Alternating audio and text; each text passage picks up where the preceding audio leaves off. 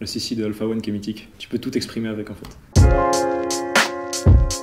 Je m'appelle Pego, je rappe depuis 2 ans maintenant. J'ai publié mes premiers morceaux il y a presque 1 an. Et je prépare un projet qui s'appelle Soleil Rouge. Et ça parle beaucoup d'amour, que ce soit pour les femmes ou autres. C'est un projet très personnel, je veux dire j'écris beaucoup sur moi en général. Et ça devrait arriver début d'année. Un gars avec qui je travaille, en même temps de m'envoyer des prods, il m'envoie des pistes voix d'artistes sans rien, donc les pistes studio sans l'instru.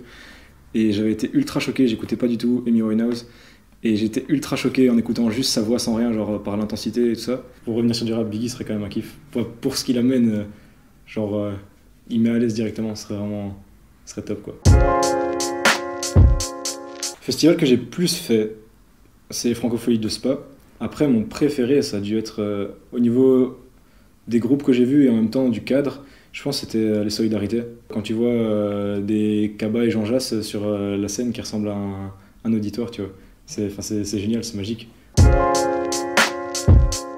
Chez un beatmaker de Mons, Aziz Music, faut aller checker ça, c'est super important. C'est un gars qui est vraiment bourré de talent, il met très à l'aise, il se permet de faire des critiques pour faire avancer le truc. Il aiguë beaucoup, il met vraiment très à l'aise et c'est un gars bourré de talent et qui ne dort pas beaucoup parce qu'il travaille beaucoup. Je viens de Mons, mais j'habite pas vraiment à Mons, donc je suis excentré, je suis un peu à la campagne. Et là, je fais mes études à Jean-Blou, qui est aussi un petit peu la campagne. Je suis très à l'aise en campagne, la vérité, c'est vraiment... c'est cool, quoi. Après, dans la ville, t'as une sorte... c'est pas de l'animosité, parce que c'est pas forcément mauvais, mais t'as un petit truc électrique comme ça, tu vois, qui tourne, c'est magnifique aussi. C'est Numa Numae de Ozone. C'est pas une blague, je pense, c'est le premier truc que je me souviens avoir chanté. Sans connaître aucune foutue parole.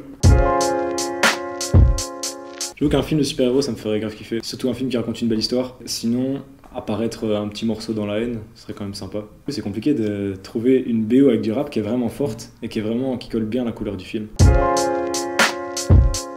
Il y a le CC de Alpha One qui est mythique. Tu peux tout exprimer avec en fait. Quelqu'un te raconte une galère, tu peux lâcher un petit CC aussi, un peu doux, un peu réconfortant. Tu félicites quelqu'un, un petit CC. Ça passe partout, c'est génial. Et on cultive avec mes potes cet petit amour pour le CC. Il y en a une que pour le moment je l'écoute quasi tous les matins ou en me douchant ou quoi, mais tôt le matin.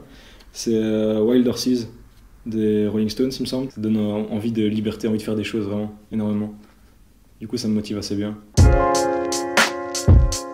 En fait, j'ai 3 grands frères, du coup j'ai pas eu l'occasion d'acheter des disques quand c'était l'époque du disque. Voilà, moi j'avais pas mon argent et c'était plus mes frères qui en achetaient. Mais le premier disque qui me soit tombé dans les mains de mes grands frères, c'est sûrement Trait pour Trait de Sniper. J'avais pas trop accès au CD à ce moment-là, du coup je l'écoutais à gauche à droite avec mes frères. Eux ils avaient le droit d'aller en concert, donc ils sont allés les voir et tout. Et c'est quelques années plus tard, quand ils touchaient plus au lecteur de disques portable, que j'avais récupéré le truc avec le CD et que je me suis bien séché jusqu'à en faire péter le lecteur. Bordel, pour les players, j'étais le batteur du Baudelaire. Mon albatros Baudelaire. J'étais le batteur du Baudelaire. Mon albatros Baudelaire.